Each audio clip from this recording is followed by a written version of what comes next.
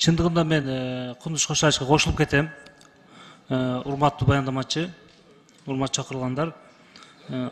Текшерип барган аудиттин сөз түрдө юридикалык образованиясы болуш керек да. Сиз айтып жатасыз жогоруда, биз барганда керек болсо гана өзүбүздөн алып барабыз деп. Негизи болуш керек. Ошону мен дагы сунуш берем. Экинчи немеде Данияр Ремекович сиз дагы эске алып койсоңуз, ал сөз түрдө юридикалык образованиясы болуш керек. Мен эми суроом өтөйүн. Чындыгында биздин текшерүү палатасы жакшы деп жатасыңар да, чындыгында. Жогоруда айтып кеттиңиз, өкпөттүн токтому бар, биздин машиналарыбыз жок деп. Силерде машина болуш керек да. Чындыгында биздин жогоруда айткан максатыбыз да туура айтып кетти, чындыгында. Силер текшерип барган адамдардын аудиттин машинасы жок болсо, анда эмне жеке ишкер менен же болбосо башка бирөөдөн суранса, бул коррупцияга жакын болуп калат да.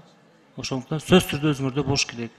Мен сизге суроом, бул мыйзам боюнча мен жанагы эле юридикалык образованиясы болуш керек деген сунуш берем. Экинчи маселе, 2022 жылы канча миллиард сом сиздер мамлекетке кайтардыңыздар? Ошону айтып кетсеңиз. Текшерүүнүн негизинде, Счетный палата.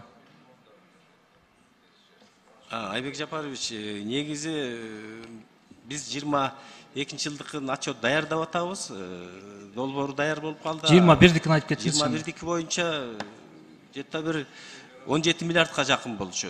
Анын чоң суммасы биз Минфинде кредитор карызды көбөйтүп койгон сумманы 17 миллиард кайра ылдыйлатканбыз.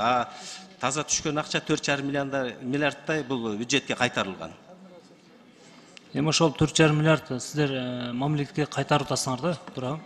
Чындыгында бул эми чоң иш. Бирок ошого жараша сиз өзүңүздүн кол алдыңызда иштеген кызматкерлерге дагы соя түзүп беришиңиз керек. Коррупцияга малынып кетпеш керек. Элементарный машинасы жок болупчу.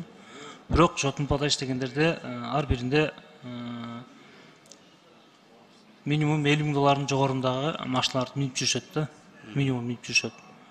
Кээ бирлер 100 000 доллардык машиналарды минип жүрөт текшерүүгө барганда, башка болгондо.